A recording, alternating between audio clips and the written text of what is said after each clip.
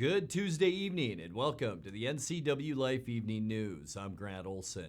Before we get to what's making news, let's take a quick look outside that weather window. And man, another hot one out there this afternoon. It's been a hot last few days and even a little bit warmer this afternoon as we look down at the Wenatchee Valley from our cross camera up on Wenatchee Heights, and just a couple of clouds on the horizon.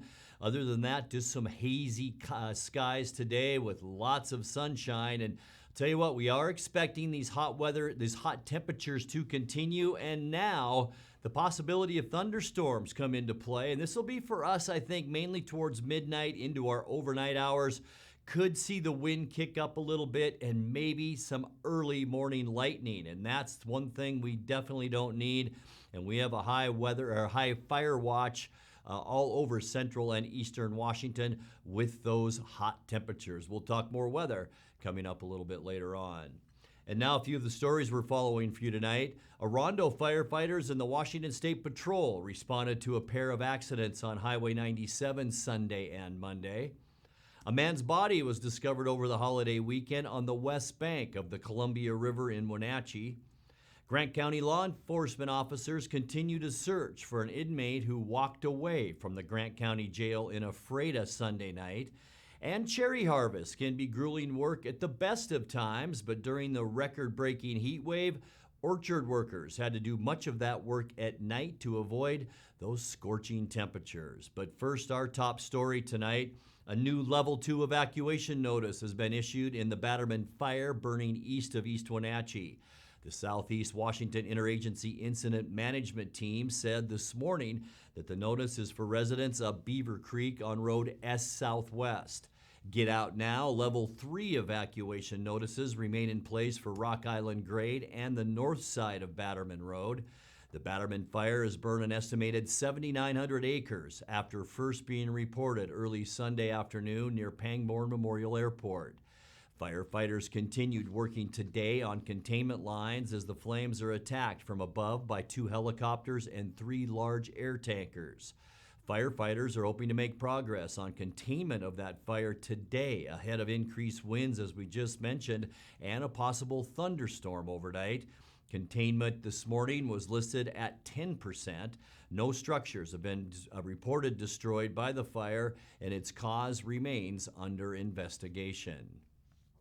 Orondo firefighters and the Washington State Patrol responded to a pair of accidents on Highway 97 Sunday and Monday. One involving a vehicle that went into a ditch and then started a fire, and the other near head-on collision that hospitalized 2. About 4:15 yesterday afternoon, a 2019 Kia Rio crashed off Highway 97 about 10 miles north of Orondo and burst into flames, which then ignited a brush fire. Trooper John Bryant said the driver and passenger ran into an orchard but were quickly apprehended. He said the driver of the Kia, 28-year-old Drew Hooper of Wenatchee, was arrested for drunken driving. Firefighters from Orondo were able to put out the brush fire before it could spread. On Sunday, just before 7 a.m. in about the same area on Highway 97, a northbound 2002 Toyota 4Runner being driven by 20-year-old William Price of Auburn veered into the southbound lane, where it clipped a 2020 Dodge Journey being driven by 79-year-old Amelia Christian of Quincy. Bryant said Christian and a passenger were taken to Central Washington Hospital in Wenatchee with non-life-threatening injuries. Price was cited for second-degree negligent driving. A man's body was discovered over the holiday weekend on the west bank of the Columbia River in Wenatchee. His name and cause of death are not yet known.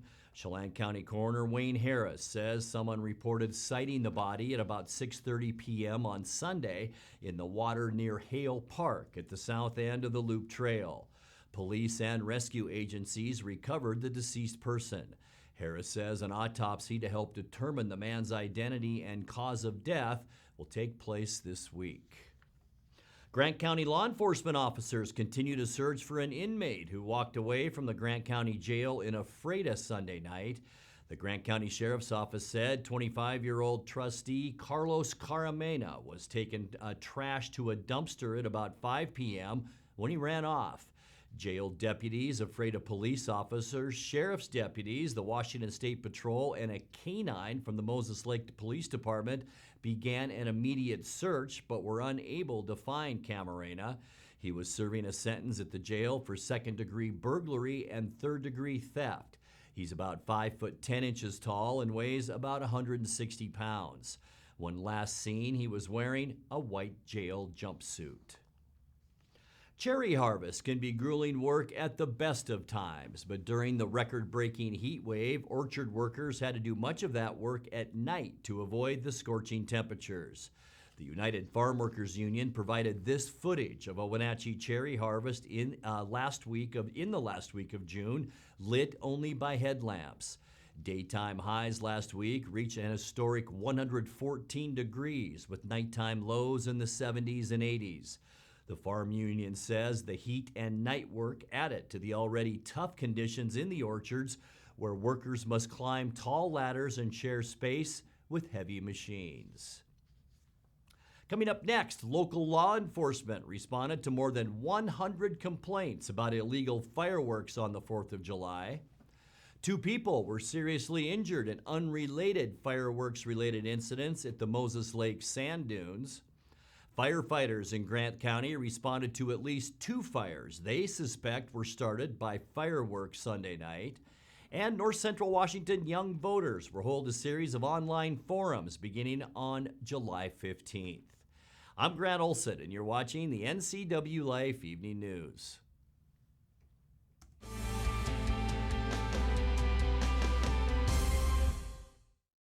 Traditional values and innovation in honoring the life of each family we serve is part of the ministry of Heritage Memorial Chapel. Our staff is committed to walk with your family with compassion through this time of grief. We are here to help and here to serve, the right kind of help when you need it most. Heritage Memorial Chapel.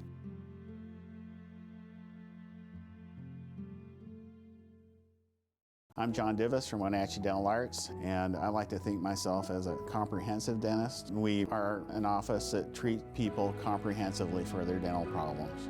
We do a lot of general dentistry in a broad sense. We don't send everything out. Things that we have the ability to do in the office, we like to keep in the office and under one roof and keep things as complication-free as possible. You can come to one place and have all their dental needs taken care of. The Tan Republic Bronze Without Borders membership is our best membership to date. Discounted monthly dues, access to over 65 locations, 25% off all products, discounted upgrades and spray tanning, members only specials, and of course, we treat you like a VIT. Very important tanner. Ask your certified Smart Tan associate how you can sign up for a Bronze Without Borders membership program today and save. Tan Beautiful. Tan Republic.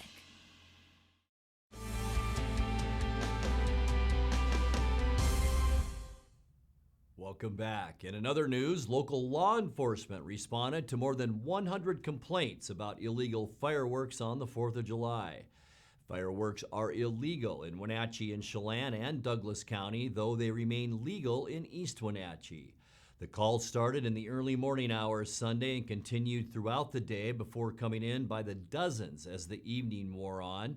Wenatchee police responded to 35 calls, while Chelan and Douglas counties each received more than 30 complaints.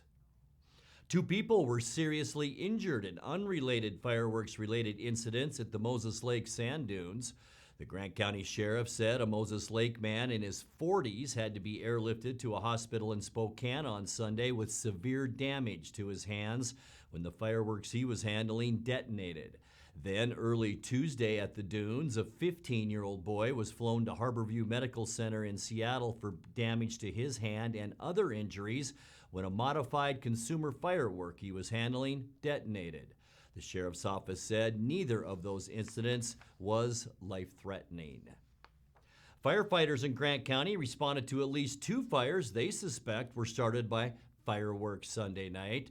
Grant County Fire District 13 in Ephrata said they were able to reach both fires in time to keep them from spreading in the heavy winds. Fireworks are legal in Grant County, though county commissioners had considered an emergency ban this year.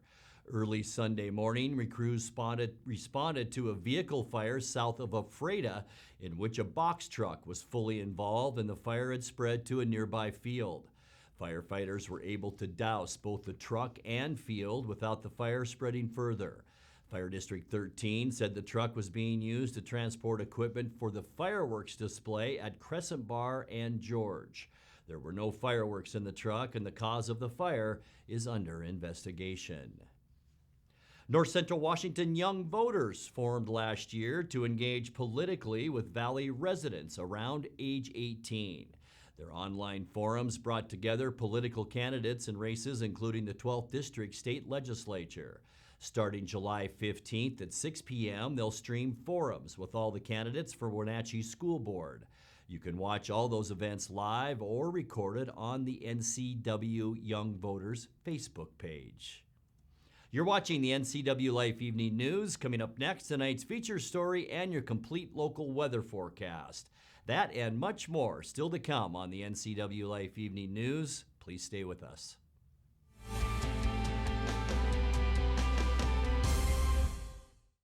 Bring the whole family up to Stormy Mountain Brewing and local public house in historic downtown Chelan. Applewood smoked brisket, street-style tacos, and our award-winning barbecue rubs and sauces. Our meals pair perfectly with our exciting lineup of craft ales, made right here in Chelan. We've got room for big groups, or give us a call for catering. So grab the kids and check out the fun at Stormy Mountain Brewing and local public house located in the heart of Chelan. Are you a take charge kind of person? Consider a career as a health unit coordinator.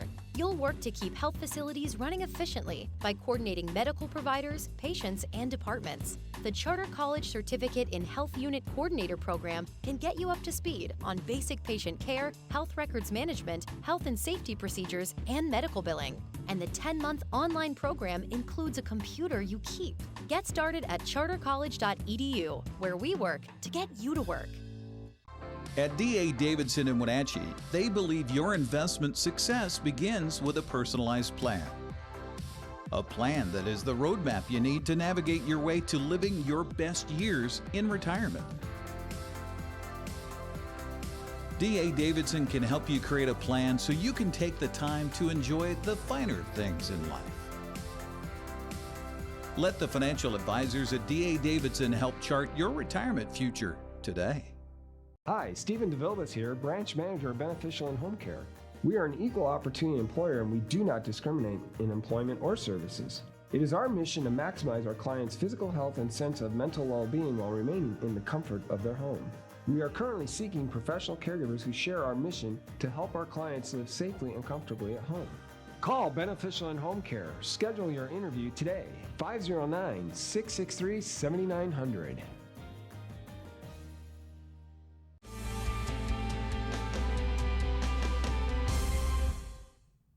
Welcome back to the NCWLIFE Evening News.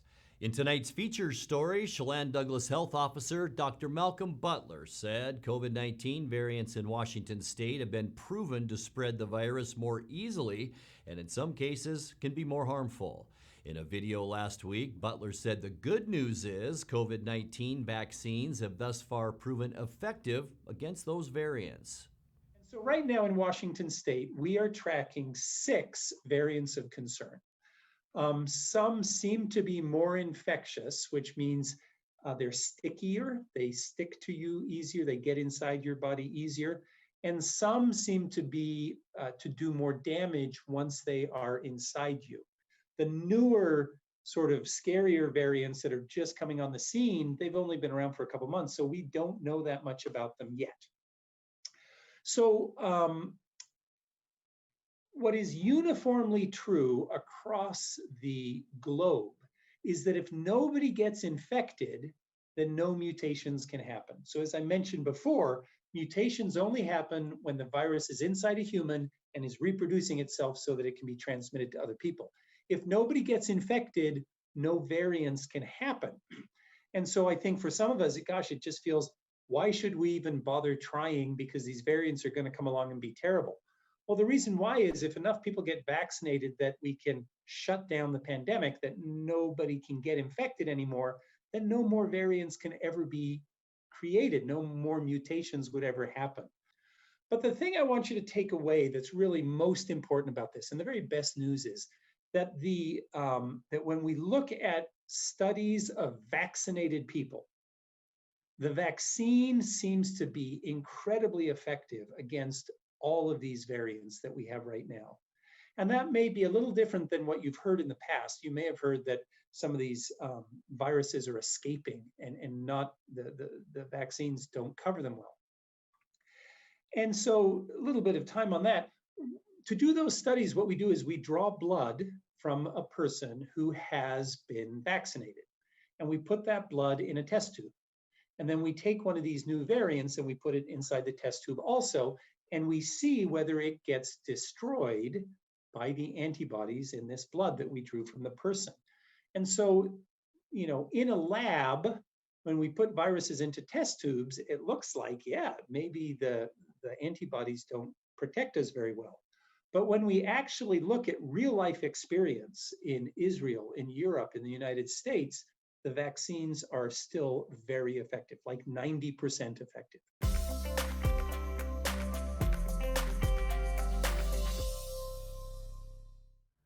Time now to take a look at your North Central Washington weather forecast. Hope you all had a great holiday weekend. It was plenty hot out there with our average temperature about 96 degrees for the holiday weekend, and not much cooler today. In fact, a little bit warmer even. We got sunny skies out there. Beautiful shot looking down at the Wenatchee Valley, and unofficially a sweltering 98 degrees this afternoon, and that's still well above where we should be for this time of year. And heck, our normal high now is up to 85.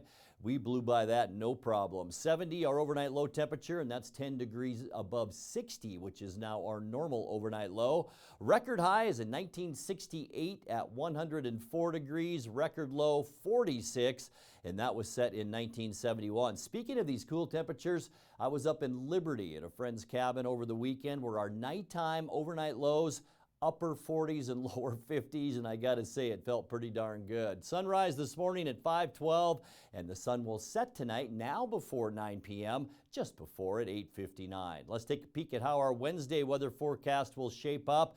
It will be just slightly cooler tomorrow. We're gonna start off the day with, I hope not, but possibly a thunderstorm or two. That'll keep our skies a little cloudier throughout the day. So mid to upper 90s in the Columbia Basin, lower 90s for Wenatchee, up Highway 97, Entiat, and Chelan. Beautiful day in Lake Wenatchee tomorrow at 88 degrees. Now let's take a look at that surface loop, and we're not going to see a whole lot of changes throughout this forecast, folks. Overnight thunderstorms could develop tonight. I think that'll be midnight into our early morning hours if we see anything at all. We'll have to wait and see.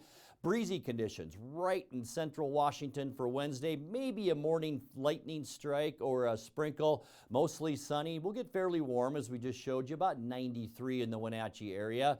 As we move towards the end of the week, enjoy Thursday. A little bit breezy, sunshine, still a little bit hot with high temperatures on Thursday in the lower 90s. You can see those isobars tightly packed, and that'll increase our wind speeds for Thursday. And then Friday, this is where we begin the weekend heat wave. We will see sunshine heading into Friday with high temperatures climbing into the upper 90s as we get into Friday. And we are going up from there as we get into the upcoming weekend. Sunny and hot on Saturday with high temperatures under sunny skies and a little bit of a breeze near 100 degrees. And that goes for all of us in eastern Washington. 105 for you folks possibly in Moses Lake, and maybe even hotter than that in the Tri-Cities. By the end of our weekend on Sunday, expect sunny skies, still hot out there. High pressure off the coast just hasn't moved for about a month or so, with temperatures in the mid to upper 90s. And then we cool back just a little bit on Monday. Sunny and hot with high temperatures at the end of our forecast once again in the middle 90s. Take a look now at your 7-day forecast. Tonight, 71 an overnight low. Not ruling out some activity overnight. You might even hear some thunder in the early morning hours, but 93 for our high. Here's our coolest day of the entire forecast at 92 on Thursday. We will see 97 Friday, 100 degrees. Most likely will be our high on Saturday before we just slightly cool back into the end of the weekend and early next week. 97 the high temperature on Sunday and 96 on Monday. And that's a look at your local weather forecast. Coming up next, tonight's sports report with Dan Kuntz and more as the NCWLIFE Evening News continues right after this.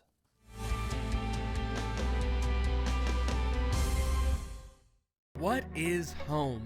A place to gather, a place to grow, provide shelter for the ones we love, eat, drink, restore, build trust. It's a place to rest when the workday is done, a place to find quiet after a night of good fun. What an honor we have at Guild to help own, finance, create, pave the way to live in home. At Wenatchee Power Sports, we proudly offer the Polaris product line. Polaris builds the highest quality side-by-side in the industry, with off-road capability that's second to none. The Polaris pre-order program allows customers to purchase the vehicle they want without having to select from limited dealer inventory. The Wenatchee Valley has year-round access to some of the best ORV trails in the Northwest. Start your adventure here at Wenatchee Power Sports. And now it's a sports update on the NCWLIFE channel. Happy Tuesday, sports fans. Eric is taking a well-deserved vacation. Good for him. I'm Dan Kuntz filling in with sports. We'll talk Apple Sox. First of all, Friday night, Luke Stuka had a base hit and a double and a triple and a home run. That's called the cycle, and he plays for the Apple Sox. We like all of that. 21-1, the final Friday night against the Highline Bears. The game was shortened because of the mercy rule, as you might imagine. Skylar Hales homered in his very first plate appearance as an Apple Sox, and Jackson Vanderbrake collected as the Apple Sox put together an offensive onslaught. As far as Stuka is concerned, the first ever cycle in Apple Sox history, he started out with an RBI double in the first, then he had a home run in the third, and then in the fourth inning, both a base hit and a triple, and went something like this. Here's the 0-2. Swings, connects on it, hits it out toward right center field, and this will be extra bases for Stuka. Rolling toward the wall, easily in to score Vanderbrake, and Stuka in at second. So he comes through for the Apple Sox, driving in another run with the extra base hit, and it's now 2-0. Apple Sox here in the bottom of the first. I'm up, swung and missed at the first two offerings. As he connects on this one, hits it hard out toward right field. This ball is back and over the fence for a home run. There it is. Put it on the board, the first of the year for Luke Stuka. He was inches away from a grand slam last night as he looks to the heavens in relief with his first home run of the year to lead off this third inning. Isn't it funny? Last night, he came within inches away of having a 7 RBI game. Still finished with 3, but Stuka frustrated that he couldn't come through. 10 pitches thrown, only 3 of them for strikes. But Stuka reaching a bit. Now waits as Rowe, the deep bend, the 3-2. Knuckled up and popped right in front of the mound. Rowe diving for it, can't tag it. Behind the mound he throws, and that one is too late. How about that single by Luke Stuka? He got the motor going, and now the bases are full as we get Mark Stewart up to the plate. Wow. I think I've seen it all. Saddleback Community College down in California. A big fan of the TV show The League as the 1-0 is ripped to right center field, and Stuka smoking another one. Bazookas it to bring in Villegas, and now picks up his pace, goes around second, throw into Carter. He throws it from shallow center field as it's into third for Stuka with a slide and an RBI triple. And he just hit for the cycle. Hey, how about that? And it's still 2 outs in the fourth inning. Wow, wow, wow. Apple Sox history made Friday night at Paul Thomas Senior Stadium. By the way, because the game only lasted 6.5 innings, the Apple Sox only had to use 2 pitchers. They did well. Trey Miller, he tossed 5 innings, gave up just the 1 run, and then Martin Haswell finished up the game. He pitched 2 innings and didn't allow any runs. That was Friday. Saturday, more lumber. Enzo Apodaca and A.J. Guerrero launched home runs, and the Apple Sox rolled again on Saturday night. 14-8 was the final. The Highline Bears in town on the big Independence night. The Apple Sox took both games from the Bears, so that's good news. So how did it all unfold? Well, we'll start out with Mr. Apodaca, who led off the 5th with a solo shot to right. First pitch from him is swung on, cranked out toward right field. This ball is back, and kiss it goodbye. Enzo Apodaca with a leadoff solo home run to start the 5th inning. Riley, I said it before the game. Someone unexpected was going deep tonight, and it's Apodaca. With a swing like that, though, can we get more of this? Because that looks like he's been doing it all year long, baby. Look at him right now. He is fired up, and the entire dugout. Guerrero followed that up with a 2-run blast of his own in the 6th inning. In fact, he led all players with 4 RBIs after a 2-run base hit in the 8th. Here's the homer. Stance with a runner at first, showing a little, and now Guerrero rips one down to left field, high and deep, and out of here. A.J. Guerrero pulling nothing but that pitch and sending it out for a souvenir. Another no-doubter. We've had about 3 in the last 2 days, 4 home runs in total. 3 of them have been no-doubters. Look at how hyped he is heading to home plate. I swear that ball rolled off the bat as well as Guerrero rolls off the tongue. A.J. Cam List looked really good in relief. He threw 3 shutout innings. In the 3rd inning, he loaded the bases, but then he struck out the final 2 batters to get out of that little problem. He would strike out 4 more, including he struck out the side in order in the 4th. It sure worked. 2 scoreless innings to pick up the save back on June 10th. Payoff pitch is a breaking ball, swung on and missed. How about that curve? Another strikeout for List. That's his 4th of the ball game as Moss is retired for the first out here on the 5th. Oh, List is starting to get that slider working, and if he can get that pitch, a violent motion. He did. And the 1-2 pitch. Nice breaking ball for another strikeout. Cam List is racking them up now. That's 5 punch-outs this evening. Cam List with the 1-2 offering and 2 outs. He deals. Swing and a miss. Gets away from Wyeth. Fires to first. And the side retired. Sox still lead 8-4 after a mark. And once again, the final Saturday night, 14-8 for the Apple Sox. They're off to Port Angeles tonight. They begin the 3-game series against the Lefties. First pitch at 6:35. Mariners were idle on Monday. They take on the Yankees tonight at T-Mobile Park. And that is sports and just some of the games that people are playing on this Tuesday. Grant, back to you. Thank you very much, Dan, and we'll get back to you in a second. But as we leave you tonight, it seems like you can check out almost anything at your local library, and the latest innovation is a free pass to Omi Gardens. NCW Libraries is offering the passes for checkout at all of its 30 library branches. 1 pass is good for 2 adults and all the children in their household for a 2-week checkout period. Omi Gardens is a human-made wonder overlooking Wenatchee. It offers shady trails and alpine meadow experiences to visitors since it became a public park back in 1991. Now let's check in once again with Dan Kuntz for a look at what's coming up tomorrow morning on Wake Up Wenatchee Valley. Dan? That's right, we will not check in with Dan Kuntz. He had a little technical issue this morning. So how about we just wrap it up? That's going to do it for our newscast tonight. For more on these stories and other news from around North Central Washington, you can find us on Facebook or our website at ncwlife.com. And remember, if you see news happening, we'd like to hear from you. You can send us an email at news@ncwlife.com or give us a call at 888-6295. I'm Grant Olson. Thanks for joining us, and have a great night.